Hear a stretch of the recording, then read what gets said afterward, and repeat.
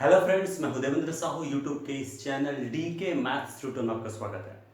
आज हम बहुत इंपॉर्टेंट डेफिनेशन में बात करेंगे, जैसे इन्वर्स पॉइंट। उसमें भी दो अलग अलग तरीके हैं, एग्जांपल्स के साथ हम देखेंगे और भी डेफिनेशंस पे बात करेंगे, जैसे upper half plane, lower half plane के बारे में। और सबसे पहले तो मैं एक छोटा सा नोट दूंगा, छोटा जरूर लेकिन बहुत इंपॉर्टेंट नोट है ना, उस पर हम बात करेंगे। अगर अभी तक आपने चैनल को सब्सक्राइब नहीं किया है तो पहले तो आप सब्सक्राइब जरूर कर लीजिएगा और बेल आइकन प्रेस कर लीजिए और वीडियो को कंप्लीट देखिए, कॉन्सेप्ट पूरा क्लियर हो जाएगा। So let's start. Note late, तो देखिए, set of all bilinear transformations forms a group under composition of bilinear transformation या फिर अंडर कंपोजिशन ऑफ मैपिंग करके। इससे पहले लेक्चर जो है, अगर आपने नहीं देखा है तो जरूर देख लीजिए, क्योंकि मैंने कंपोजिशन ऑफ बाइलिनियर ट्रांसफॉर्मेशन के बारे में बताया था और मैंने ये भी बताया था कि composition of bilinear transformation again क्या होता है, बाइलिनियर ट्रांसफॉर्मेशन होता है। इंटरेस्टिंग यही है कि उनके रिस्पेक्ट में अगर मैं सेट ऑफ ऑल मतलब बाइलिनियर ट्रांसफॉर्मेशन को कलेक्ट करूं, एक सेट बनाऊं उनका, और अगर मैं ऑपरेशन के तौर पे कंपोजिशन को लूं, तो समझ लीजिए कि उस कंपोजिशन के रिस्पेक्ट में वो चार प्रॉपर्टी होल्ड कर देता है, यानी कि क्लोजर, एसोसिएटिव, आइडेंटिटी और इनवर्स। इंटरेस्टिंग यही है कि ये ग्रुप फॉर्म कर लेता है। तो डायरेक्टली आपको याद रखना है, नोट के तौर पे इसको समझ के चलिए कि set of all bilinear transformation forms a group under composition of bilinear transformation, that is, इसको मैं एक सेट के तौर पे लिखा, G equal to F such that F is bilinear transformation forms a group under composition. Composition चूंकि binary transformation है तो कैसे, सॉरी बाइनरी ऑपरेशन है तो कैसे डिफाइन होगा, this from G cross G to G, यही बाइनरी ऑपरेशन का डेफिनेशन है, ठीक है ना। तो ये हुआ defined by T1 composition T2 belongs to G, for every T1 T2 belongs to G। Obvious है, इसके बारे में हम जानते हैं, ग्रुप थ्योरी में मैंने बताया कुछ स्टार्टिंग का, तो उसमें बताया था इसके बारे में। ओके, तो इसका मतलब ये हुआ that is G composition is group. Interesting और क्या है वो यहाँ पर मैंने लिखा है, G is isomorphic to Gl2 over C। क्या चीज है ये, जनरल लीनियर ग्रुप है ना, ठीक है ना, with 2x2 matrices over complex field C, ठीक है ना। ये जो डेफिनेशन है, ये क्या चीज है भाई, आप देख के क्लियर कर सकते हैं। ये होगा Aij 2x2 सच दैट, है ना, इसको नाम देते हैं A equal to Aij 2x2 such that determinant of A non zero. Okay, और साथ ही साथ ये जो एंट्रीज हैं वो कॉम्प्लेक्स फील्ड से आता है। तो collection of all 2x2 matrices entries from field C and with determinant non zero forms a group, we know that. तो ये जो होता है अंडर सिंपल मल्टीप्लिकेशन, मैट्रिक्स मल्टीप्लिकेशन के रिस्पेक्ट में ये ग्रुप बनाता है, ठीक है ना। अब बाइलिनियर ट्रांसफॉर्मेशन को मैट्रिक्स रिप्रेजेंटेशन आप कीजिए तो आपको पता है हर एक बाइलिनियर ट्रांसफॉर्मेशन के करस्पॉन्डेंस एक 2x2 इन्वर्टिबल 2x2 मैट्रिक्स मिलेगा और एंट्रीज फील्ड C से आ रहा होगा।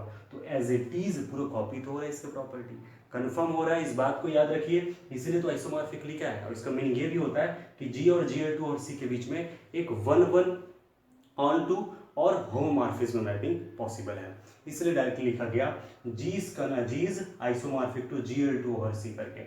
आइसोमॉर्फिक वगैरह के बारे में मैं ग्रुप थ्योरी में जब बताऊंगा तो वहां भी डिटेल करूंगा। तो आई होप ये जो कॉन्सेप्ट है क्लियर हो गया होगा, इसको अच्छे से आप नोट कर लीजिए।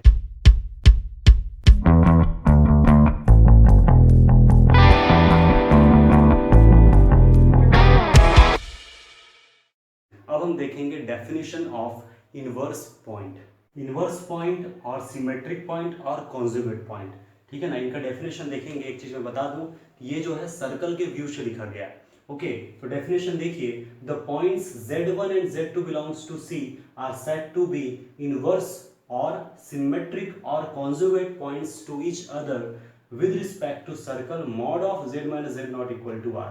Okay, mod of Z minus Z not equal to that is Z not पर सेंटर्ड R रेडियस का ये हमारा सर्कल है। ओके, तो ये हमारा सर्कल है, इसके रिस्पेक्ट में हमने इनवर्स पॉइंट का डेफिनेशन दिया है, सिमेट्रिक पॉइंट का डेफिनेशन दिया है, बोले तो कॉन्जुगेट पॉइंट का डेफिनेशन दिया है। तो दो पॉइंट है Z1 और Z2। ओके, उन पॉइंट्स को मैं इनवर्स पॉइंट कहूंगा। कंडीशन ये है, ठीक है ना, किसके रिस्पेक्ट में, इसके रिस्पेक्ट में। कंडीशन क्या है, कंडीशन ये है कि Z2 equal to Z not plus R square upon Z1 bar minus Z not bar. Okay, इसी तरीके से Z1 equal to Z not plus R square upon Z2 bar minus Z not bar. Formula एक ही है, तो दो तरीके से क्यों लिखा गया। देखिए, अगर Z1 गिवन है, Z2 फाइंड करना है, उनके लिए ये होगा।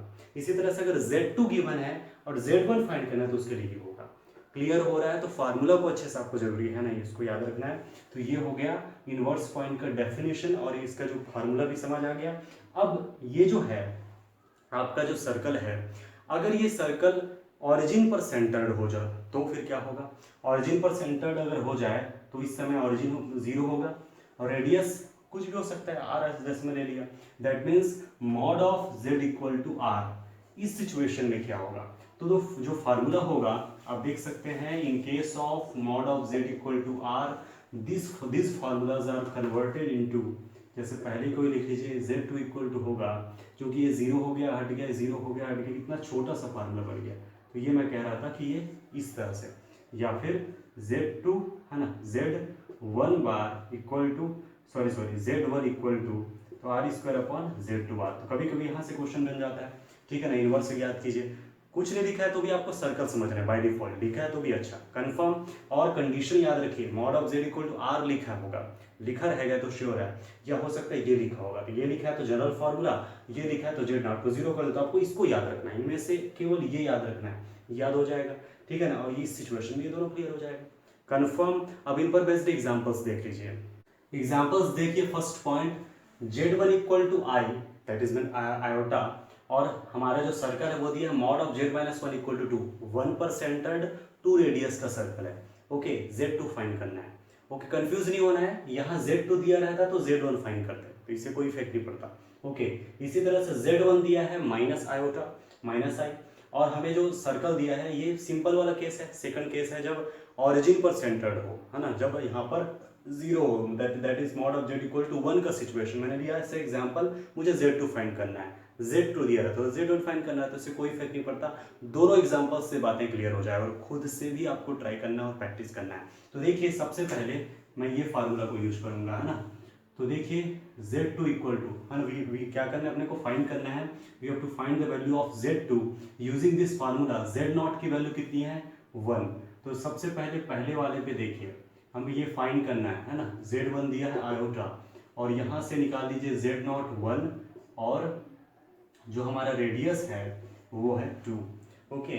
अब देखिए इस फार्मूला पे रखिए, डायरेक्टली लिख रहा हूँ यहाँ पर नाउ, ठीक है ना, ये तो जो वैल्यू हमें दिया हुआ है अपने को, ये आपका है Z1 बार माइनस Z2, तो इसकी वैल्यू रखिए, Z2 इक्वल टू Z0 की वैल्यू कितनी है 1, ठीक है ना, और plus R square that is 2 square, Z1 bar that is I bar minus Z0 bar that means 1 bar. Real number में जब बार लगाया, बार मीन्स कॉन्जुगेट लगाया जाता है तो उससे कोई इफेक्ट नहीं पड़ता, है ना, किसी भी आयोटा का, किसी भी इमेजिनरी नंबर का, किसी भी कॉम्प्लेक्स नंबर का, है ना, क्या होते हैं उसका आयोटा, मतलब उसका जो बार है उसमें इफेक्ट पड़ता है, मतलब कॉन्जुगेट होता है, जैसे a प्लस आई बी है, a प्लस आई बी का कॉन्जुगेट क्या होता है a माइनस आई बी, है ना, फार्मूला मेन फार्मूला है आई बार इक्वल टू माइनस आई, तो ये हो जाएगा 1 प्लस 4 अपॉन माइनस आई माइनस 1, सो ये हो गया 1, है ना, माइनस 4 अपॉन आई प्लस 1,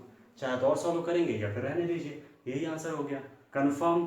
तो हमने क्या देखा, हमने ये देखा कि i and 1 minus 4 upon I plus 1 are conjugate या फिर आर इनवर्स या फिर symmetric with respect to this circle. अब ऑरिजिन पर सेंटर्ड जो दिया है उस पर बात कर लेते हैं, ठीक है ना, तो यहाँ देखिए हमें दिया हुआ है, हमें फाइंड क्या करना है, Z2 फाइंड करना है, Z1 दिया हुआ है माइनस आयोटा, है ना, और यहाँ पर Z0 तो 0 रहता है, और आपका जो रेडियस है वो 1 है, ठीक है ना, तो Z2 इक्वल टू हो जाएगा, नाउ करके आप लिख सकते हो, ये तो 0 होगा, है ना, ये हो गया 1 square upon Z1 bar that is 1 bar minus 0, ये नहीं लिखता तो भी चलता, डायरेक्ट इस फार्मूला को लिख सकता था 1 अपॉन 1 दैट इज 1। इंटरेस्टिंग, इसका मतलब क्या हुआ, इसका मतलब ये हुआ, है ना, अच्छा सॉरी, ये माइनस आई है ना, Z1 बार है ना भाई, माइनस आई का बार, तो माइनस माइनस क्या हो जाएगा प्लस आई, ठीक है, क्लियर हुआ। अब इसको क्या लिख सकते हो, i upon i square that is minus i. तो हमने ये देखा कि माइनस आयोटा का जो इनवर्स है वो फिर से क्या है, minus iota with respect to mod of Z equal to 1। Confirm हुआ, कुछ नहीं, जो फार्मूला था उसके जगह वैल्यू रखिए, R square that is 1 square upon ये हुआ Z1 दैट इज माइनस आई का बार, तो प्लस आई हो गया, आई अपॉन आई स्क्वायर करके लिख सकते हैं माइनस आई।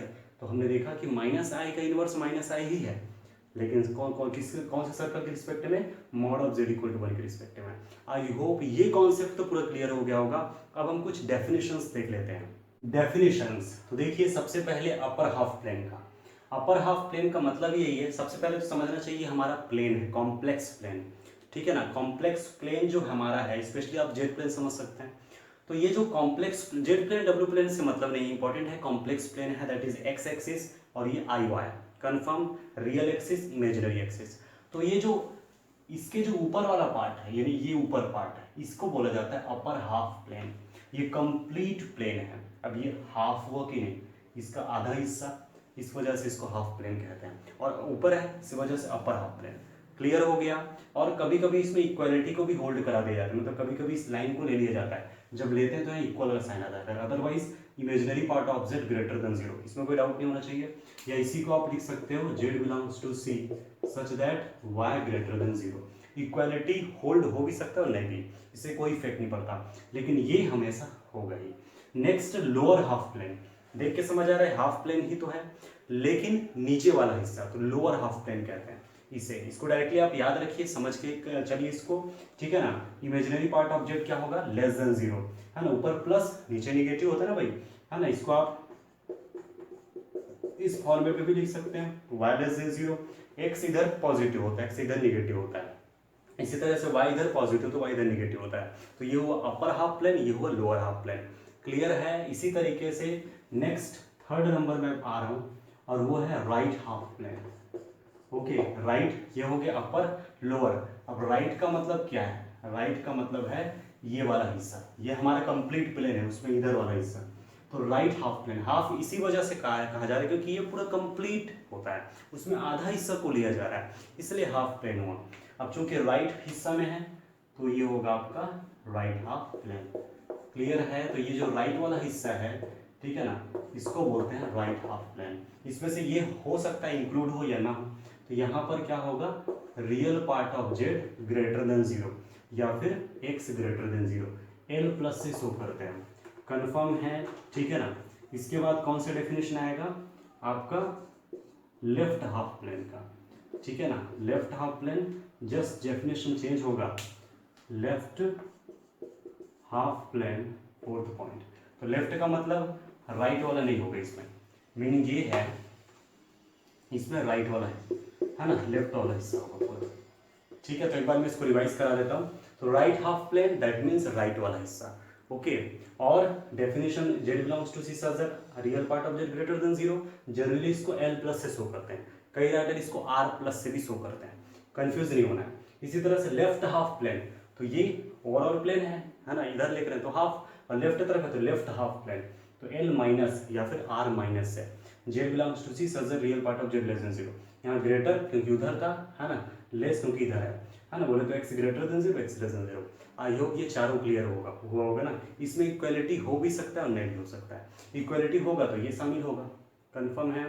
तो ये सभी डेफिनेशंस को याद रखिए, इससे रिलेटेड नेट में जो है क्वेश्चन आया भी हुआ है और आगे भी ये काम आएगा। तो आई होप आज का जो लेक्चर है क्लियर हुआ होगा। पसंद आए तो जरूर लाइक कीजिए, अपने फ्रेंड्स को शेयर कीजिए, और किसी भी तरह से डाउट होता है आप कमेंट कर सकते हैं। अगर अभी तक आपने चैनल को सब्सक्राइब नहीं किया तो सब्सक्राइब कर लीजिए, मेरे फेसबुक पेज में भी जुड़िए DK मैथ्स ट्यूटोरियल में। तो आज के लिए इतना ही। Thank you for watching this video.